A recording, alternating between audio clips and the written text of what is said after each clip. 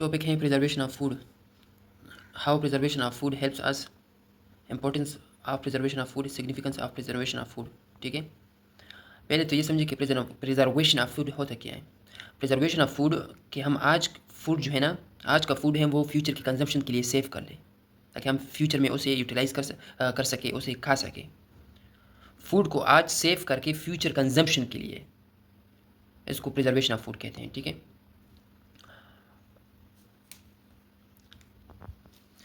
FAO के मुताबिक,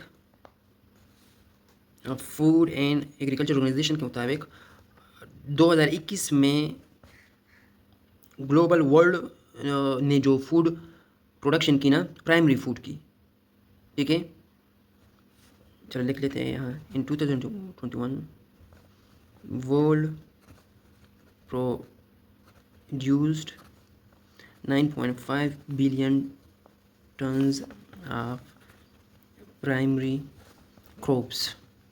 primary crops में क्या है, क्या क्या आता है? Cereals, fruits, vegetables. अच्छा, राइटिंग को थोड़ा इग्नोर करें क्योंकि मैं वीडियो भी बना रहा हूँ और पढ़ा भी रहा हूँ। ठीक है, 2021 में दुनिया ने 9.5 बिलियन टन्स जो है प्राइमरी क्रॉप जो है वो प्रोड्यूस किए। प्राइमरी क्रॉप जो हैं वो इम्पोर्टेंट होते हैं, जिस तरह वेजिटेबल्स हैं, फ्रूट्स हैं, ठीक है, ऑयल सीड्स हैं, ऑयल हैं, ठीक है ना। तो ये सर्वाइवल के लिए इम्पोर्टेंट है ना। सीरियल्स में क्या, राइस, वीट, ठीक है। 9.5 बिलियन टन्स दुनिया ने प्राइमरी क्रॉप्स प्रोड्यूस्ड किए 2021 में। FAO सोर्स जो हैं वो FAO हैं, food and agriculture organization. Billion, billion वो 1 बिलियन में 100 करोड़ होते हैं, ठीक है, 100 करोड़ होते हैं। तो ये कितने हुए, 950 करोड़ टन्स। टन्स, एक टन में 1000 केजी होते हैं, तो आप ये मल्टीप्लाई कर ले, ठीक है।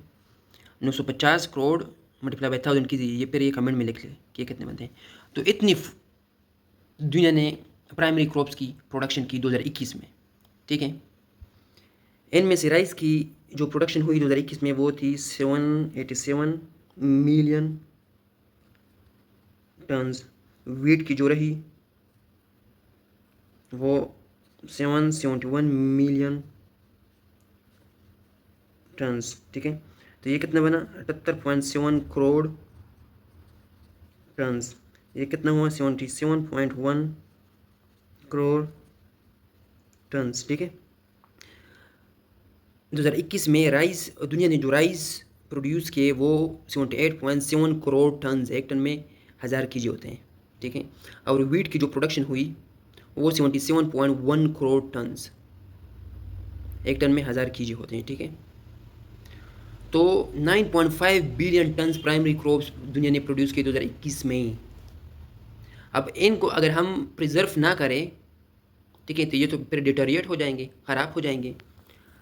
आपने मार्केट से एक एप्पल ख़रीदा, ठीक है ना, तो उस एप्पल पर 12-14 घंटे गुजरने के बाद वो एप्पल इस तरह हो जाता है, सुखड़ने लग जाता है, डिटोरिएट होने लग जाता है, ठीक है ना। तो ये एप्पल आपने ख़रीदा, 12 घंटे के बाद उसकी हालत ये होने लगी, ठीक है ना। तो ये 9.5 बिलियन टन्स जो है ना, तो अगर हम इसकी प्रिजर्वेशन ना करें, ठीक है, तो ये तो ख़राब हो जाएंगे, ठीक है। तो प्रिजर्वेशन क्या करता है, preservation of food, food wastage को रिड्यूस करता है, ठीक है, फूड वेस्टेज को रिड्यूस करता है। ये 9.5 बिलियन टन्स मतलब 950 करोड़ टन्स जो प्राइमरी क्रॉप्स जो है ना, जिस तरह cereals, fruits, vegetables, oil seeds, अगर हम इसकी प्रिजर्वेशन ना करें तो ये ख़राब हो जाएंगे, ठीक है ना। जिस तरह ये एप्पल सिर्फ 12 घंटे सर्वाइव नहीं कर सकता, 12 घंटे के बाद उसकी हालत ये हो जाएगी, ठीक है। तो प्रिजर्वेशन के जो मेथड्स हैं, जिस तरह कैनिंग है, जिस तरह साल्टिंग है, जिस तरह पिकलिंग है, जिस तरह आई टाइटनिंग है, जिस तरह वैक्यूम पैकिंग है, जिस तरह पास्चराइजेशन है, जिस तरह फर्मेंटेशन है, जिस तरह MAP है, मॉडिफाइड एटमॉस्फेयर प्रेशर, तो इस तरह बहुत सारे मेथड्स हैं, वो भी हम पढ़ेंगे, ठीक है। तो उन मेथड्स की विया के थ्रू हम फूड को वेस्टेज होने से बचाते हैं, ठीक है। दूसरा ये transport food to different places, ठीक है। हम पाकिस्तान के मैंगोज़ बहुत मशहूर हैं यूरोप में, ठीक है ना। अब पाकिस्तान अपने मैंगोज़ जो हैं वो मिसाल के तौर पर USA, यूएसए एक्सपोर्ट करना चाहता है, ठीक है ना। यूएस को पाकिस्तान की मैंगोज़ की डिमांड है, तो पाकिस्तान इस अरेबियन सी के थ्रू, इंडियन ओशन के थ्रू, इस तरह होकर होकर होकर अटलांटिक ओशन के थ्रू यहाँ जो है वो एक्सपोर्ट कर देते हैं मैंगोज़, ठीक है। तो ये जो डिस्टेंस बनता है ना, ये 11,000 किलोमीटर बनता है पाकिस्तान से यहाँ होकर अरेबियन सी, इंडियन ओशन, अटलांटिक ओशन वगैरह वगैरह वगैरह, यूनाइटेड स्टेट तक। ये जो डिस्टेंस बनता है ये होता है 11,000 किलोमीटर, तो 20 दिन लगते हैं शिपमेंट में, ठीक है। तो 20 दिन में तो ये फूड ख़राब हो जाएगा। अगर हम उसको प्रिजर्व करें तो हम उसको ट्रांसपोर्ट कर सकते हैं। तो प्रिजर्वेशन ऑफ फूड जो है ना वो ट्रांसपोर्टेशन के लिए बहुत ज़रूरी है, ठीक है ना। 20 दिन तो बहुत ज़्यादा है, वरना वो मैंगो जो है वो तो ख़राब हो जाएंगे, ठीक है। ये जो कंटेनर्स होते हैं तो उसमें होता है इस तरह है कि हम उसको फ्रीज़ कर देते हैं। फ्रीजिंग के लिए कितना टेम्परेचर दरकार है, -18 सेंटीग्रेड से -23 सेंटीग्रेड। अगर हम उसको फ्रीज़ कर दें तो फिर वो ज़्यादा वक्त गुजार सकता है, ठीक है ना। इसको आगे हम शेल लाइफ ऑफ फूड में पढ़ेंगे, ठीक है। तो अगर हम उसको रेफ्रिजरेटर में लगे, रेफ्रिजरेटर जो है वो 0 से 4 सेंटीग्रेड तक टेम्परेचर जो है क्वालिफाइड करता है, ठीक है ना। तो फिर रेफ्रिजरेटर में शेल लाइफ उसकी कम, अच्छा शेल लाइफ में ये पढ़ेंगे, ठीक है। तो ये जो है प्रिजर्वेशन ऑफ फूड जो है ये ट्रांसपोर्टेशन के लिए ज़रूरी है हम, ठीक है। फिर जो है helps to store food for seasons, हम मैंगो जो है वो समर में समर की प्रोडक्शन है, ठीक है, समर का क्रॉप है, फ्रूट है, ठीक है। अगर विंटर में हम उसको प्रिजर्व कर लें, फ्रीज़ कर लें, प्रिजर्वेशन की 20 मेथड से हम वो पढ़ेंगे, ठीक है ना। तो और भी चीज़ आपको आज हो जाएगी। तो हम वो मैंगो जो समर में उसकी प्रोडक्शन होती है वो हम विंटर में इस्तेमाल कर सकते हैं, ऑटम में इस्तेमाल कर सकते हैं, स्प्रिंग में इस्तेमाल कर सकते हैं, ठीक है ना। Helps to store food for seasons, ठीक है। Extends shelf life, the shelf life of food. Preservation से क्या होता है, ये एप्पल हैं, ठीक है ना। ये एप्पल आपने भी बाज़ार से ख़रीदा तो कितना वक्त ज़्यादा से ज़्यादा ये गुजार लेगा, 12 घंटे 14 घंटे, फिर वो सुकड़ने लग जाएगा इस तरह, ठीक है। और तो अगर आप उसको रेफ्रिजरेटर में लेके और आगे इस एप्पल को रेफ्रिजरेटर में जिसका टेम्परेचर 0 से 4 सेंटीग्रेड तक होता है, ठीक है, तो ये एप्पल जो है और ये 1 से 2 मंथ गुजार सकता है, ठीक है ना। और ये बनाना जो है अगर आप रेफ्रिजरेटर में इसको प्रिजर्व करें, ठीक है ना, तो ये 5 से 9 डेज़ तक सर्वाइव कर सकता है, ठीक है ना। फिर उसमें भी ये कालापन, वो ब्राउनपन जो है वो आना शुरू हो जाते हैं, ठीक है। हाँ, अगर आप इस बनाना को इसी बाज़ार से लेकर ला दें तो ये 5 घंटे में ये ख़राब हो जाएगा, सुकड़ने लग जाएगा, डिटेरिएट होना लग जाएगा, ठीक है। फिर है फ्रीज़र का जो टेम्परेचर होता है कितना, -18 सेंटीग्रेड टू -23 सेंटीग्रेड। तो इसमें एप्पल की शेल लाइफ कितनी है, 8 से 12 मंथ्स, रेफ्रिजरेटर में 1 से 2 मंथ्स, ठीक है ना। फिर बनाना की शेल लाइफ कितनी है, 5 से 9 डेज़, ठीक है ना। रेफ्रिजरेटर में 5 से 9 डेज़ हैं और फ्रीज़र में कितना है, 2 से 3 मंथ्स, ठीक है। तो preservation of food shelf life के लिए बहुत ज़रूरी है, ठीक है ना। ये शेल लाइफ को फूड का जो शेल लाइफ है ना वो बढ़ाता है। फिर जो है कॉस्ट सेविंग है, कॉस्ट सेविंग किस तरह, 9.5 बिलियन टन्स दुनिया जो है वो प्राइमरी क्रॉप्स की प्रोडक्शन करते हैं 2021 में 9.5 बिलियन टन दुनिया ने प्राइमरी क्रॉप्स की प्रोडक्शन की। तो इसमें से प्राइमरी क्रॉप्स क्या हैं, ये जो इंपॉर्टेंट है, जैसे राइस, व्हीट, जिसके बिना लाइफ की सर्वाइवल मुश्किल है, फ्रूट्स, वेजिटेबल्स, ऑयल सीड वगैरह, और भी क्रॉप्स हैं, लेकिन ये डाटा जो है ये सिर्फ इन्हीं प्राइमरी क्रॉप्स का है, ठीक है। तो ये 9.5 बिलियन टन्स कॉस्ट सेविंग, अगर हम उसको प्रिजर्व कर रहे, ठीक है ना, इनकी शेल लाइफ को बढ़ा दे, जिस तरह हमने यहाँ बढ़ा दी 8 से 12 मंथ्स, 2 से 3 मंथ्स एप्पल बनाना वगैरह की, तो इस तरह हम इस इन क्रॉप्स, फ्रूट्स, वेजिटेबल्स वगैरह की शेल लाइफ बढ़ा दे तो हमारे लिए कॉस्ट सेविंग है ना। हम ज़्यादा चीज़ों को प्रिजर्व कर सकेंगे तो हमें सस्ती चीज़ें मिलेंगी, ठीक है। और कंजम्पशन, हमारी जो पॉपुलेशन है वो ज़्यादा चीज़ों को कंज्यूम कर सकी, हमारा परचेजिंग पावर प्योरिटी जो है वो बेहतर होगा, ठीक है। फिर हैं रेडी टू ईट फूड्स, ये ऑलरेडी प्रिपेयर फूड हो जाते हैं। मिसाल के तौर पर आप डायरेक्ट उसको खा सकते हैं इतनी बिजी लाइफ में जहाँ हर कोई मसरूफ़ है, 8 बिलियन आबादी में, मतलब 800 करोड़ आबादी में करोड़ों लोग जो हैं वो तो एम्प्लॉयड हैं, काम कर रहे होते हैं। तो उनको जब खुराक होने चाहिए होती हैं तो वो कई बाज़ार से, मार्केट से वगैरह वो प्रिजर्व फूड ले लेते हैं। इस तरह प्रिजर्व होते हैं, ठीक है ना। कैन में बन होते हैं, कैन में फ्रूट बन होता है, या कैन में वेजिटेबल्स होते हैं वगैरह वगैरह, ठीक है ना। तो मुख्तलिफ फ्रूट्स जो हैं, वेजिटेबल्स हैं, पल ड्राई फ्रूट्स वगैरह सब कुछ जो है ना वो कैंड में या और जो तरीके हैं उसमें पैकिंग की होती हैं और डायरेक्ट आप उसको खा सकते हैं। तो ये रेडी टू ईट फूड्स होते हैं, ऑलरेडी प्रिपेयर्ड होते हैं, ठीक है ना। तो इतनी बिजी लाइफ में जो है ना, ये आपके लिए प्रिपेयर फूड होते हैं। आप घर जाकर, आप एक एम्प्लॉयड हो किसी कंपनी में, आप घर जाकर पे अपने आप को खाना बनाओगे वगैरह वगैरह, 2-3 घंटे एक दिन का निकालोगे, तो ये बस ऑलरेडी प्रिपेयर्ड होते हैं, ठीक है ना। Preserve food.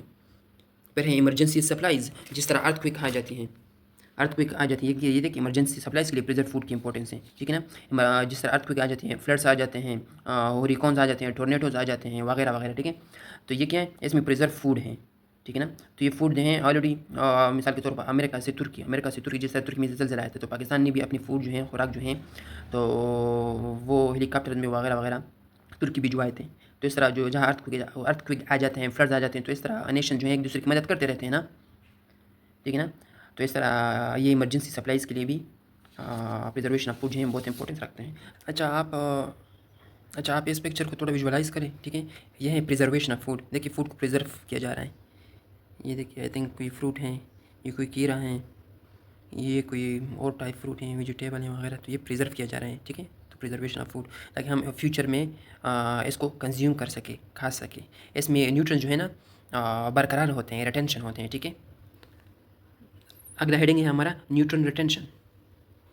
ये एक मीडियम साइज़ एप्पल है, ठीक है। मीडियम साइज़ एप्पल, एक मीडियम साइज़ एप्पल में 100 कैलोरीज होते हैं। उन 100 कैलोरीज में 25 कार्बोहाइड्रेट्स होते हैं, 0.5 ग्राम जो है वो प्रोटीन होता है, 0.3 ग्राम जो है वो फैट होता है।